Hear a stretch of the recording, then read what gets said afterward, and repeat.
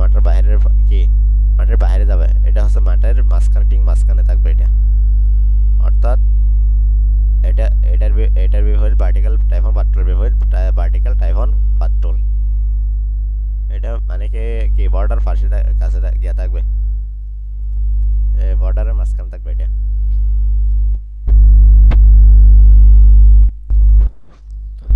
Line টলের কাজ হচ্ছে এটা, এটা হচ্ছে লাইন টলের কাজ। লাইন টল একটু বাড়িয়ে দিই, টাইপ স্টক বাড়িয়ে দিই। লাইন টলের কাজ হচ্ছে এটা, লাইন লাইন আঁকা বা শিফট চেপে ধরলে কি সেম বরাবর থাকবে। শিফট চেপে ধরা অবস্থায় যদি ড্র্যাগ করে দেখো সেম বরাবর থাকবে, সমানই থাকবে। এইটা তো মানে কি দড়ি ছাড়া আঁকতে পারবো না, শিফট ছাড়া দড়ি ছাড়া আঁকতে পারবা, সেদিকে মন সেদিকে আঁকতে পারবা। এটা কিন্তু যেটা ধরবা সেখান থেকে কি সেম ভাবে থাকবে এটা। আর এটার কাজ হচ্ছে তোমার লাইন টুলের কাজ গেল।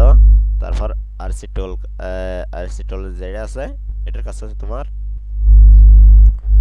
এটা ড্র্যাগ করছে তো